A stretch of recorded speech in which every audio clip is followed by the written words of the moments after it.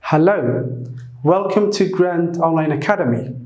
My name is Mohamed, and in this lesson, we will be talking about the difficult words in English, or in other words, commonly confused words in English.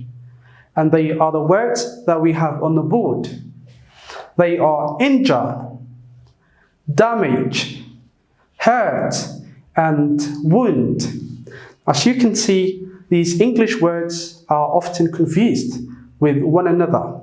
And I've seen so many English students or English learners that misusing these words. And inshallah ta'ala, in this lesson, you will learn their differences and how to talk about them correctly and properly. Okay, before we start the lesson, I'd like you to share it with your friends and family.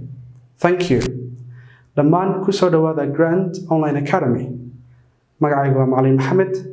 Maanta waxaynu qaadan doonaa cashar ku saabsan ereyada inta badan lagu jaawareero ama khalkhalka abuura. Okay.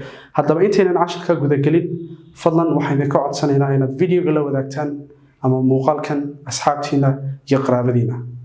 Thank you. And one more important thing that I want you to do is, please, as we do the lesson or as we learn this lesson, please make sure that you write your own sentences in the comment section below.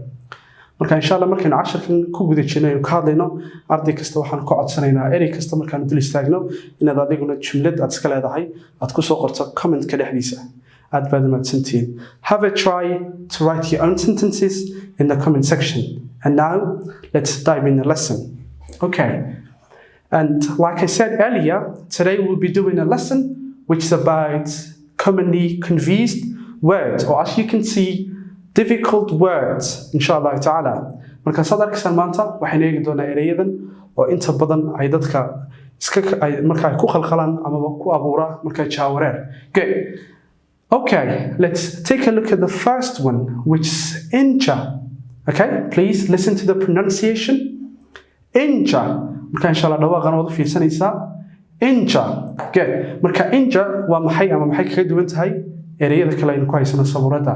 Injure means, or basically this word is used for people and animals. Okay, it causes physical damage or physical harm to people or animals. Waxaa loo isticmaalaa marka waa maxay waa dhaawac soo gaara qofka jirkiisa sare ama physical appearance-ka qofka ku dhaca gaar ahaan people dadka and animals iyo waliba xoolaha loo isticmaalaa.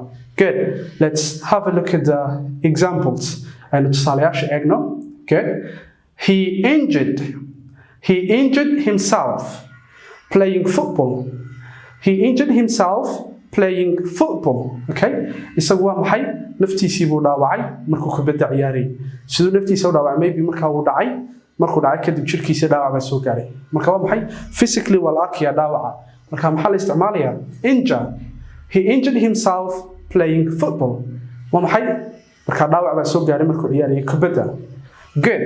Marka, please, I want you to know that injure is used for people and animals. Okay, let's move on to the second one. And marka talabaad u gudubno. Damage. Damage. Maxaa loo isticmaalayaa damage? Okay? It causes physical harm to an object. It causes physical harm to an object. Waxay markaas sababaysaa dhaawac ku dhaca oo physically la arkayo objects. So as you can see, this word is only used for things, not for people. Sadarkiisa marka ereyga waxaa loo isticmaalayaa kaliya ashyaada wixii aan dad ahayn. Marka dad badan baynu aragnaa oo leh maxay I damage myself. Naftaydii baan dhaawacay. Marka damage waxaa loo isticmaalaa objects ama things. ashayda ama waxyaalaha la isticmaalo. Good. Marka marba jirta la isticmaali karo dadka la isticmaali karo laakiin dadka ma aha waa maxay waa interior things waxyaalaha gudaha ku jira weyn. For example, your brain, if you keep smoking cigarettes, that might actually hurt or damage your brain.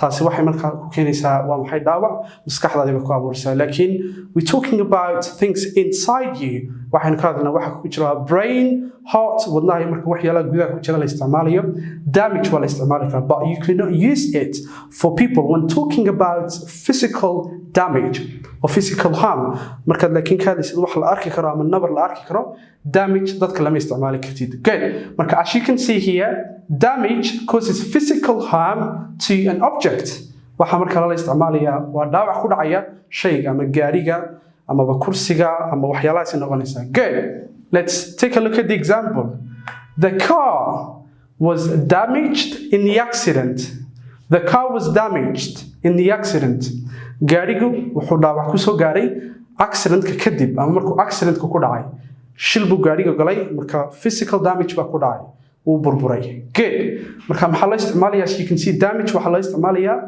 physical harm to an object good okay let's move on to number 3 hurt okay hurt means feeling pain or cause emotional pain okay marka feeling pain macnaheedu waxa weeyaan xanuun aad dareemayso for example my back hurts dhabarkay xanuunaya okay you feel pain in your back waa xanuun bad ka dareemaysaa dhabarka okay you can say my head hurts madaxay xanuunaya that means you feel pain in your head good haddaba maxay kaga duwan tahay caused emotional pain marka waxa qofka ku sababaysa xanuun uu qofku dareemayo taasi waxa weeyaan qof haddii aad daleecayso waa maxay waxaad markaa dhibaysaa ama xanuun aad ku keenaysaa dareenkii qofka ama marka waxa weeyaan moralkii qofka good marka taana u isticmaali kartaa for example haddaad qof wax khaldan ku tiraahdo maxaad ka oranaysaa did I hurt your feelings miyaan markaa adiga dareenkaagii wax yeelay ama markaa moralkaagii weeyaan good inta waa loo isticmaali karaa my back hurts I need to see a specialist I need to see a specialist waxaan doonayaa markaa inaan arko qof takhasus ku leh marka xanuunkan dhabarkay xanuunaya waa inaan qof doctor ama u tago ama takhasus u leh dhabar xanuunka good number 4 which is the last one